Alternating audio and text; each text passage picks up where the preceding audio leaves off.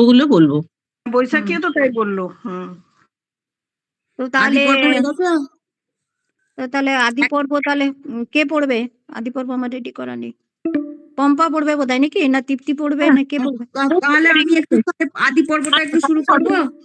আচ্ছা পড়ো না, তৃপ্তি ম্যাডামই পড়ছে, পড়ুক। তারপর পম্পা ম্যাম পড়বে। হ্যাঁ হ্যাঁ হুম। মানে হচ্ছে নৈমিষারণ্যে 12 বৎসর ব্যাপী মানে একটা যজ্ঞ আরম্ভ হয়েছিল কোন এক সময়, হ্যাঁ, কুলপতি মহর্ষি শৌনকের নেতৃত্বে। তো সেই সময় লোমহর্ষণের পুত্র হচ্ছে সৌতি সেখানে উপস্থিত ছিলেন। তো আশ্রমের মুনিরা তাকে সবাই, ওখানে আশ্রমের মুনিরা মানে সম্মানে সসম্মানে বসালেন এবং তাকে জিজ্ঞাসা করেছিলেন যে সৌতি, তুমি তাহলে এখন কোথা থেকে আসছো? আর সৌতি তখন বললেন যে আমি রাজা জন্মেজয়ের সর্পযজ্ঞ দেখতে গেছিলাম। সেখানে মানে বৈশম্পায়নের মুখে কৃষ্ণ দ্বৈপায়ন রচিত যে মহাভারত পাঠ আমি শুনলাম। তারপর আমি বহু তীর্থ ঘুরে ঘুরে আপনাদের কাছে এসেছি। এবার আপনারা আমায় আদেশ করুন, আমি আপনাদের কাছে কি বর্ণনা করব, পুরাণের কথা না রাজা মহারাজদের ইতিহাস? তখন ওই মুনিরা বলেছিলেন যে তুমি মহাভারতের কথাই আমাদের কাছে বলো। তো সৌতি তখন বললেন যে তাহলে আমি মহাভারতের কথাই শুরু করছি, তাহলে আপনারা শুনুন। তো ব্যাসদেব মনে মনে ওই মহাভারত রচনা করে চিন্তা করছিলেন, মানে তখনও লেখেননি আর কি, তো শিষ্যদের মধ্যে কিভাবে পঠন পাঠনের ব্যবস্থাটা করবেন। আর ঠিক তখনই প্রজাপতি ব্রহ্মা সেখানে উপস্থিত হয়েছিলেন। তো ব্যাসদেব তাকে প্রণাম করে বসালেন এবং করজোড়ে দাঁড়িয়ে বললেন যে আপনি এখানে বসুন। তো এবার ব্যাসদেব বললেন যে আমি কুরু বংশের ইতিহাস নিয়ে একটা কাব্য রচনা করতে ইচ্ছা করেছি, কিন্তু উপযুক্ত আমি মানে মনে মনে চিন্তা করে রেখেছে, কিন্তু আমি এর উপযুক্ত লেখক আমি পাচ্ছি না। হ্যাঁ, তখন বলছে যে ঠিক আছে। ব্রহ্মা তখন বললেন তুমি গণেশকে স্মরণ করো, গণেশই এর লেখক হবেন। বলে ব্রহ্মা চলে গেলেন। তখন ব্যাসদেব কি করলেন, গণেশকে স্মরণ করলেন, স্মরণ করা মাত্রই গণেশ চলে এলেন। তো তারপরে বললেন যে তা বসতে দিলেন, প্রণাম করে অনুরোধ করে বললেন যে আপনি আমার কাব্যের লেখক হবেন, আমি মুখে বলে যাব আর আপনি শুনে শুনে লিখে যাবেন। তখন গণেশ বললেন কি আমি লিখতে আরম্ভ করলে কিন্তু আমার কলম থামবে না, আপনি যদি এই শর্তে রাজি থাকেন তাহলে কিন্তু আমি কাজ শুরু করতে পারি। তখন ব্যাসদেব বলছেন যে ঠিক আছে আমি রাজি, কিন্তু আপনিও কোনো শ্লোকের অর্থ না বুঝে কিন্তু লিখতে পারবেন না। গণেশও কিন্তু তাতে রাজি হয়ে গেলেন। এবার মহাভারত রচনা শুরু হয়ে গেল। 1,00,000 শ্লোকে মহাভারত রচনা শেষ হলো। এর মধ্যে 18টা পর্ব ছিল। পর্বগুলো হচ্ছে আদি পর্ব, সভা পর্ব, বন পর্ব, বিরাট পর্ব, উদ্যোগ পর্ব, ভীষ্ম পর্ব, দ্রোণ পর্ব, কর্ণ পর্ব, শল্য পর্ব, সৌপ্তিক পর্ব, স্ত্রী পর্ব, শান্তি পর্ব, অনুশাসন পর্ব, আশ্বমেধিক পর্ব, আশ্রমবাসিক পর্ব, মোসল পর্ব, মহাপ্রস্থানিক পর্ব, আর হচ্ছে লাস্টে হচ্ছে স্বর্গারোহণ পর্ব, মানে ওই স্বর্গে যাওয়ার ব্যাপারটাও আছে। তো মহাভারত রচনার পর ব্যাসদেব প্রথমে তার পুত্র ওই যে সুখদেবকে পড়িয়েছিলেন, তারপর বৈশম্পায়ন প্রভৃতি অন্যান্য তার শিষ্যগণকে শিখিয়েছিলেন। তো সৌতি তখন বলছেন যে রাজা জন্মেজয় এই যে সর্পযজ্ঞ আরম্ভ করেছেন শুনে ব্যাসদেব শিষ্যগণকে নিয়ে সেখানে উপস্থিত হলেন। তাকে দেখে মহারাজ এবং সদস্যগণ সকলে উঠে দাঁড়ালেন আর এবং একটি উত্তম আসনে পরম সমাদরে এনে বসালেন। তো এইভাবে পুজো করে করজোড়ে বললেন যে আমার প্রপিতামহ কুরু পাণ্ডবগণের জীবন কথা আপনি বর্ণনা করুন, মানে আমার শুনতে বড় ইচ্ছা হয়েছে। তো জন্মেজয়ের এই কথা শুনে কৃষ্ণ দ্বৈপায়ন মুনি তার শিষ্য যে বৈশম্পায়নকে আদেশ করলেন যে আমার কাছে কুরু পাণ্ডবগণের ইতিহাস যেমন যেমন শুনেছো তা কিন্তু অবিকল মহারাজের কাছে বর্ণনা করো। এবার আদেশ পেয়ে এবার মহাভারতের কথা বলতে আরম্ভ করলেন। তো এই বৈশম্পায়ন, তো রাজা বৈশম্পায়ন বললেন যে দুষ্মন্ত শকুন্তলার পুত্র হচ্ছে ভরত, বহু দেশ জয় করে মানে রাজ চক্রবর্তী হয়েছিলেন।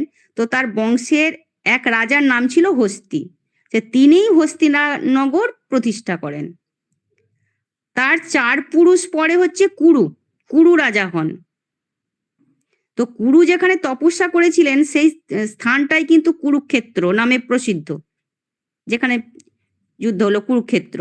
কুরুর পরে 7ম পুরুষের নাম প্রতীপ, সেই প্রতীপের পুত্র হচ্ছে শান্তনু। এবার সূর্য বংশে মহাভীষ নামে একজন বিখ্যাত রাজা ছিলেন, মানে তিনি যজ্ঞ আর তপস্যার প্রভাবে স্বর্গে যান। তো ব্রহ্মার অভিশাপে তিনি মানুষ হয়ে জন্ম নিতে বাধ্য হয়েছিলেন, ব্রহ্মার অভিশাপে। তো একদিন রাজা প্রতীপ গঙ্গা তীরে বসে চোখ বুজে জপ করছিলেন, আর এমন সময় ওই গঙ্গা দেবী পরমা সুন্দরী কন্যার রূপ ধরে তার ডান উরুতে বসলেন। তো রাজা তখন আশ্চর্য হয়ে বললেন, মা তুমি কে? তোমার জন্য আমি কোন প্রিয় কাজ করব? তখন গঙ্গা দেবী বললেন, আমি তো তোমাকেই চাই, আমি সাধারণ মানবী নই, আমি দেবকন্যা। তখন প্রতীপ বললেন যে পুরুষের ডান উরু পুত্র কন্যা আর পুত্রবধূর স্থান, যেহেতু তুমি আমার ডান উরুতে বসেছো সেই কারণে তুমি আমার কিন্তু পুত্রবধূ হবে। তখন গঙ্গা দেবী বলছেন, ঠিক আছে তাই হবে, কিন্তু আমার কোনো কাজে বাধা দিতে পারবে না, সেটা গঙ্গা দেবী বলছেন। রাজা প্রতীপ বললেন, আচ্ছা মা তাই হবে। গঙ্গা দেবীও সেখান থেকে কিন্তু চলে গেলেন। তো এরপরে রাজা প্রতীপ পুত্র লাভের জন্য, এবার যেহেতু ওকে গঙ্গা দেবীকে পুত্রবধূ করবে, তো ওর তো পুত্র নাই, ওই জন্য পুত্র লাভের জন্য কঠোর তপস্যা আরম্ভ করলেন। তখন রাজা মহাভীষ তার পুত্র রূপে জন্ম নিলেন, তার নাম হচ্ছে শান্তনু। এবার শান্তনু যেমন রূপ তেমনই গুণ, দেখলেই চোখ জুড়িয়ে যায়। তো মনের আনন্দে রাজা প্রতীপ ছেলের হাতে রাজ্য ভার দিয়ে মানে তপস্যা করতে তখন চলে গেলেন। বনে যাওয়ার আগে তিনি ছেলেকে বলেছিলেন যে আমি একজন দেবকন্যাকে আমার পুত্রবধূ করতে রাজি হয়েছিলাম, তুমি তার দেখা পেলে তাকে বিয়ে করবে, আর তার মন বুঝে চলবে, আর কোনো কাজে বাধা দিবে না, এটা বলে দিয়ে চলে গেছে। তো রাজা শান্তনু একদিন মৃগয়া করতে গেছিলেন। তো মৃগয়া করে তিনি গঙ্গার ধারে তখন একাকী মনের আনন্দে বেড়াচ্ছিলেন। তো এমন সময় তিনি পরমা সুন্দরী একটা মেয়েকে সেখানে মানে একাকী বিচরণ করতে দেখলেন, আর একেবারে দেখেই তখন মুগ্ধ হয়ে গেলেন। তখন মেয়েটিকে বলছেন যে তুমি দেবী না মানবী, তুমি আমার রানী হবে? এই কথা শুনে গঙ্গা দেবী হাসতে হাসতে রাজার সামনে তখন এগিয়ে এসে বললেন, মহারাজ আমি আপনার রানী হব, কিন্তু আমার কোনো কাজে বাধা দিতে পারবেন না বা তিরস্কার করবেন না।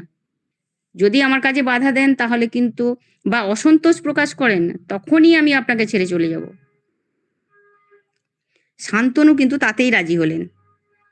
এবার রাজধানীতে ফিরে এসে তিনি পরম সুখে তখন বাস করতে লাগলেন। এরপর গঙ্গা দেবীর গর্ভে 8টা পুত্রের জন্ম হলো। এক একটি পুত্রের জন্ম হয় আর গঙ্গা দেবী তাকে গঙ্গার জলে ফেলে দেন।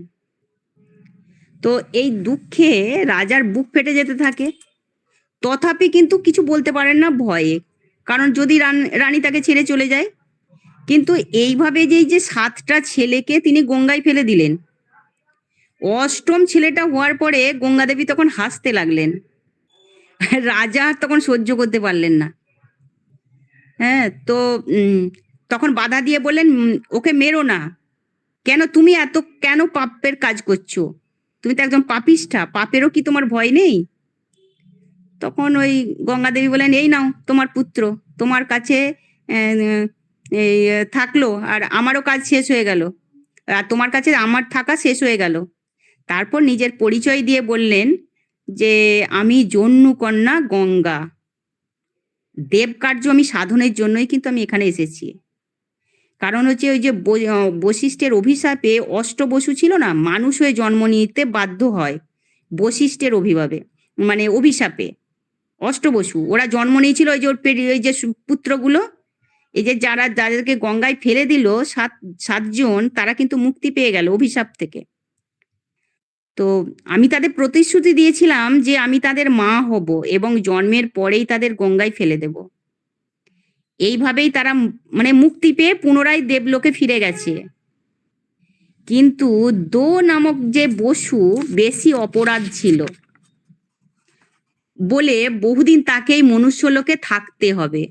আমার এই অষ্টম গর্ভের শিশুটাই হচ্ছে সেই দো নামক বসু, এর নাম হবে দেবব্রত। তো এখন আমি এই কুমারকে নিয়ে যাচ্ছি, বড় হলে তোমার কাছে ফিরে আসবে, এই বলে তখন কুমারকে নিয়ে চলে গেল। তো রাজা মনের দুঃখে হস্তিনাপুরে ফিরে এলেন। তো একদিন রাজা শান্তনু গঙ্গা তীরে এবার মৃগয়া করতে গিয়ে দেখছেন যে হঠাৎ গঙ্গার জল প্রায় শুকিয়ে গেছে। এবার ব্যাপার কি জানতে পেরে গিয়ে দেখেন একটা পরম সুন্দর একটা রূপবান বালক মানে ওই স্বর বর্ষণ করে গঙ্গার জলস্রোত বন্ধ করে দিয়েছে। তখন শান্তনুকে দেখেই সেই রূপবান বালকটি যেন মানে সঙ্গে সঙ্গে অদৃশ্য হয়ে গেল আর কি। তখনই তিনি বুঝতে পারলেন যে এই ছেলেটাই তো তাহলে তাঁরই। তো তখন তিনি গঙ্গাকে বললেন, আমার পুত্রকে আবার দেখাও। তখন গঙ্গা সুন্দরী নারীর ওই যে রূপ ধারণ করে দেবব্রতকে সঙ্গে নিয়ে এসে বললেন, রাজা এই নাও তোমার পুত্র দেবব্রত। এ বশিষ্ঠের নিকট বেদ আর বৃহস্পতি ও শুক্রের নিকট সমস্ত শাস্ত্র আর পরশুরামের কাছে অস্ত্রবিদ্যা শিক্ষা করেছে। এবার তুমি ওকে বাড়ি নিয়ে যাও। এই বলে গঙ্গা দেবী সেখানে অন্তর্ধান করলেন। শান্তনু দেবব্রতকে বাড়ি নিয়ে এসে যুবরাজ করলেন। এবার পড়ো, কে পড়বে? বাকিটা নাহলে পরে পড়বো নাকি? কি দারুণ করে বাবা, কি কেছেন গো, বাপ রে কি বাপ। অপূর্ব, মানে বলার সত্যি গায়ে কাঁটা দিচ্ছে একদম, শুনে মনে হচ্ছে মানে ওই জন্য সেদিনে আমার শুনে অতটা মনোপুত হয়নি, ওই জন্য আমি ভাবলাম যে আজকে একটু পড়ি প্রথমটা। ভালো করেছে। তোমাকে অনেক অনেক ধন্যবাদ, এত সুন্দর অনেক- পড়লে সত্যি। সব থেকে বড় কথা বলার ধরনে যেন আরো ভেতরে ঢুকে যাচ্ছে। আর বলবো? ওই যে পম্পা ম্যাডাম পড়বেন একটু তো। হ্যাঁ, তাহলে পম্পা ম্যাডাম পড়ুক, এর পরের দিন নাহলে আমি করব।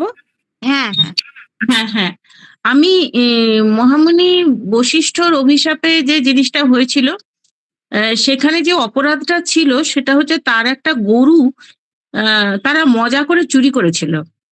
আর তারা তো দেবতা আর কি, যারা করেছে তারা অষ্টবসু এবং তারা দেবতা। তারা মজা করে কাজটা করলেও বশিষ্ঠ যে ঋষি উনি ওটা সহ্য করতে পারেননি এবং শেষ পর্যন্ত অভিশাপ দিলেন যে তোমাদের মানুষ হয়ে জন্মাতে হবে। এবং মানুষ হয়ে জন্মানো যে কি কঠিন, এবং তার মধ্যে তার দৈহিক যন্ত্রণা, তার অসুখ বিসুখ, এগুলো দেবতাদের হয় না। তো তাদের মানুষ হলে তারা তো সেটাতে খুব ভয় পেয়ে গেল, মৃত্যু যন্ত্রণা ভোগ করতে হবে, তারপরে সারা জীবনের কষ্ট ভোগ করতে হবে। তখন তারা তাড়াতাড়ি গঙ্গার কাছে যায়, গিয়ে বলে এইরকম আমরা অভিশাপ পেয়েছি যে আমাদের মানব হতে হবে, শিশু হয়ে জন্মে সেরকম হতে হবে, তখন আপনি আমাদের বাঁচান। মা গঙ্গাকে বলার পর সে তখন মা গঙ্গা তাদের প্রতিশ্রুতি দেন যে হ্যাঁ ঠিক আছে, আমি তোমাদের বাঁচাবো, তোমাদের মানুষ হয়ে আর বেশি দিন দীর্ঘ জীবন তোমাদের পেতে হবে না আর কি, আমি যত তাড়াতাড়ি সম্ভব আমি মুক্তি দেব। এইটা হচ্ছে তাদের কাছে প্রতিশ্রুতি।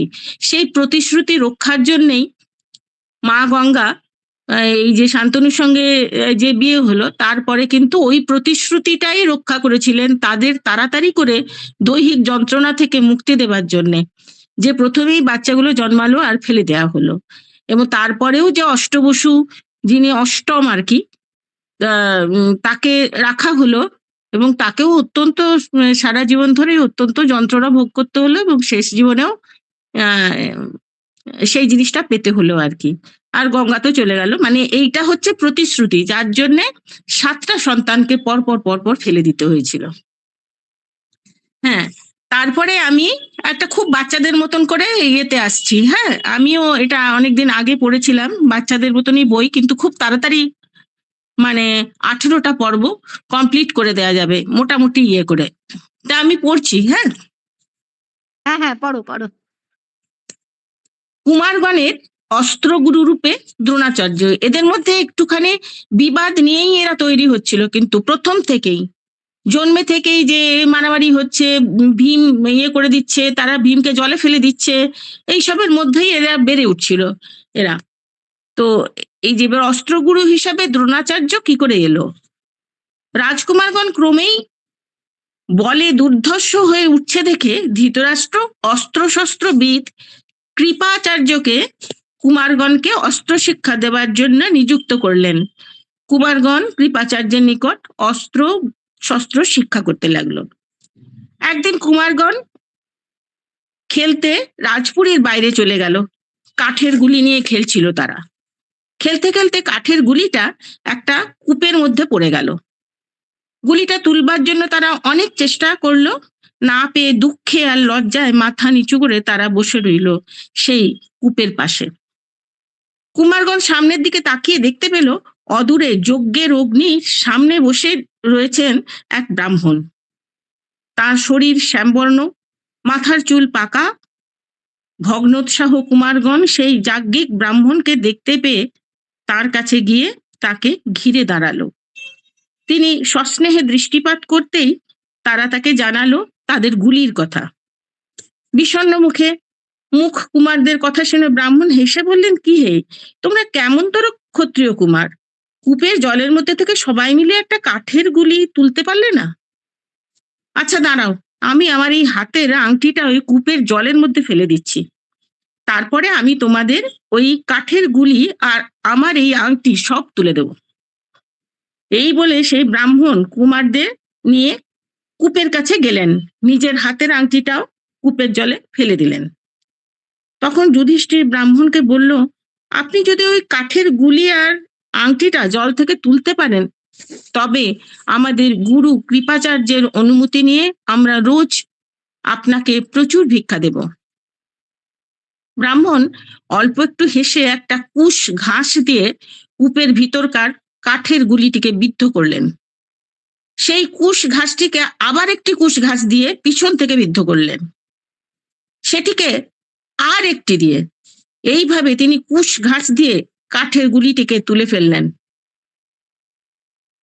কুমারগণ বিস্ময়োৎফুল্ল দৃষ্টিতে পরিতোকেশ ব্রাহ্মণের দিকে তাকিয়ে রইল।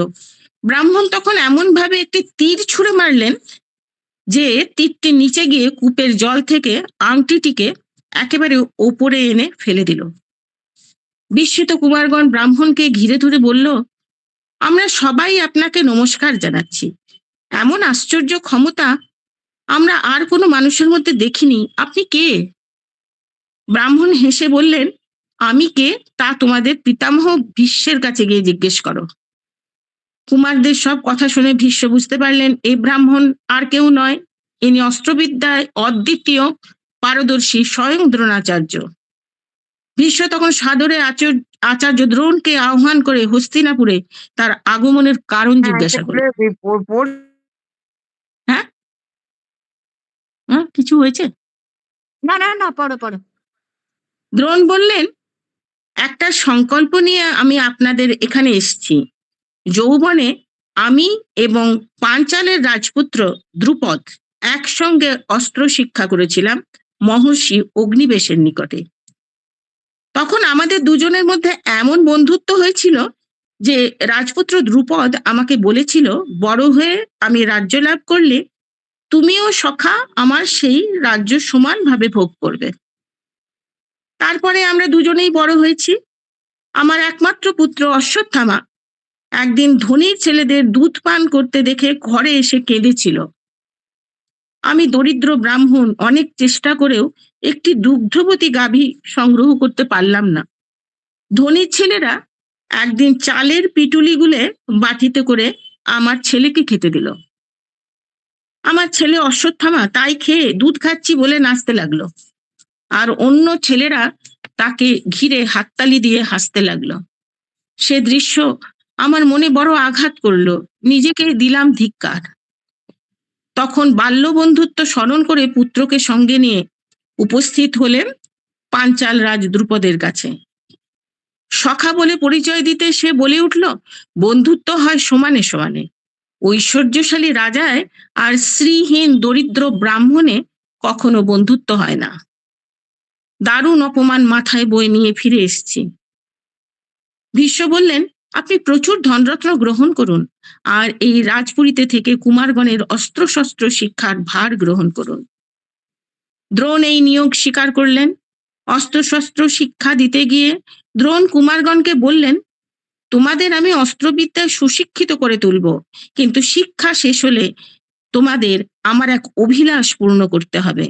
পাঞ্চাল রাজ দ্রুপদকে সমুচিত শিক্ষা দিতে হবে।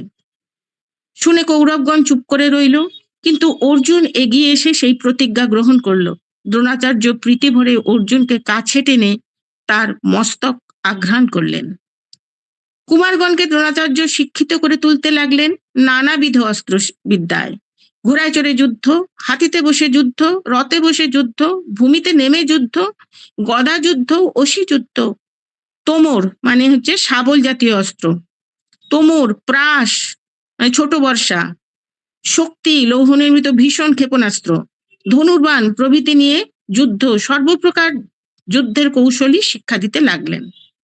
সকল কুমারগণের মধ্যে অর্জুন এমন নিপুণভাবে সমস্ত অস্ত্র কৌশল শিক্ষায় পারদর্শিতা লাভ করতে লাগলো এবং এত যত্ন, কঠোরতা, অধ্যাবসায়ের পরিচয় দিতে লাগলো যে দ্রোণাচার্য হর্ষ ভরে একদিন বললেন, তোমাকে আমি এমন ভাবে শিক্ষা দেব যে 3 লোকে তোমার মতো ধনুর্ধর আর কেউ না হতে পারে। আমার কথা কখনো মিথ্যা হবার নয়। অস্ত্রগুরু রূপে দ্রোণের খ্যাতি চারিদিকে ছড়িয়ে পড়ল। দেশ বিদেশ থেকে রাজপুত্রগণ এসে গ্রহণ করতে লাগলো দ্রোণের শিষ্যত্ব। দুর্যোধনের অনুরোধে দ্রোণ শিষ্যত্বে গ্রহণ করলেন সারথী অধিরথের পুত্র কর্ণকেও। কর্ণ শীঘ্রই অর্জুনের প্রতিদ্বন্দ্বী হয়ে উঠল। এখানে কি থামবো আজকে, নাকি আর একটুখানি হতে পারে, যাতে 15তেই শেষ হয়ে যায়? পড়বো একটু একটু পড়ো, হ্যাঁ ভাল লাগছে, পড়ো। এবারে একলব্যের গুরুদক্ষিণা। দ্রোণের খ্যাতি শুনে একদিন নিষাদ রাজপুত্র একলব্য এসে উপস্থিত হলে দ্রোণের নিকটে শিক্ষা লাভের জন্য।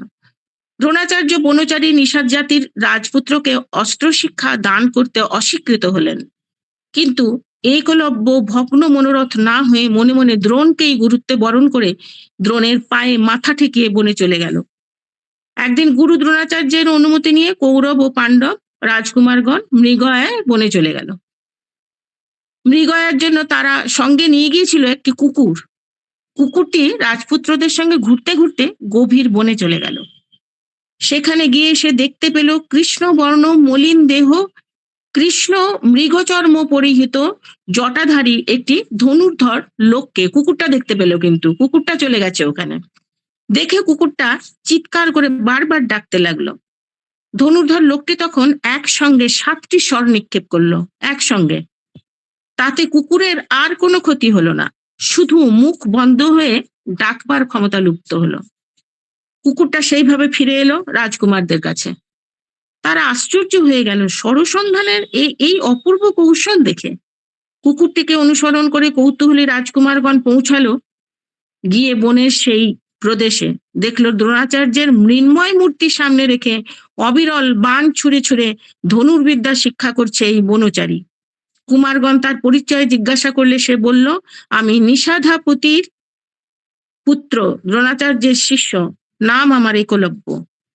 কুমারগণ রাজপুরীতে ফিরে গিয়ে সব ঘটনা বর্ণনা করলো দ্রোণাচার্যের নিকটে। অভিমানী অর্জুন দ্রোণাচার্যকে একাকী ডেকে নিয়ে গিয়ে বলল, আপনি বলেছিলেন ধনুর্বিদ্যায় আমার তুল্য কেউ হবে না। একলব্যের স্বরনিক্ষেপের যে কৌশল, তা তো আপনি আমাকেও শিক্ষা দেননি। দ্রোণাচার্য অর্জুনকে নিয়ে চলে গেলেন সেই বনে। গিয়ে দেখেন সত্যই তার মৃন্ময় মূর্তির সামনে বসে এক মনে তন্ময় হয়ে ধনুর্বিদ্যা শিক্ষা করছে একলব্য। দ্রোণাচার্যকে সামনে দেখে একলব্য ভূমিতে মাথা ঠেকিয়ে প্রণাম করলো, বলল, আমি আপনারই শিষ্য। দ্রোণাচার্য বললেন, তুমি যদি আমার শিষ্য হয় তবে আমাকে গুরু দক্ষিণা দাও। একলব্য বলল, আপনি যা আদেশ করবেন তাই দেব, গুরুকে আমার অদেয় কিছুই নাই। দ্রোণ বললেন, তোমার দক্ষিণ হস্তের বৃদ্ধাঙ্গুলিটি দাও। আচার্যের নিদারুণ বচন শুনেও একলব্যের মুখেতে কিছুমাত্র বিকৃতি ঘটল না। কৃষ্ট বদনেই সে দক্ষিণ হস্তের বৃদ্ধাঙ্গুলিটি কেটে দ্রোণাচার্যের কাছে অর্পণ করলো। তারপরেও একলব্য সরক্ষেপের চেষ্টা করেছে, কিন্তু বৃদ্ধাঙ্গুলিটি না থাকায় পূর্বের মতো আর কখনোই পারল না। হ্যাঁ, 15-র মধ্যে শেষ হয়েছে। এইটুকুই থাক তাহলে আজকে, যতটুকু বললাম। কি ভালো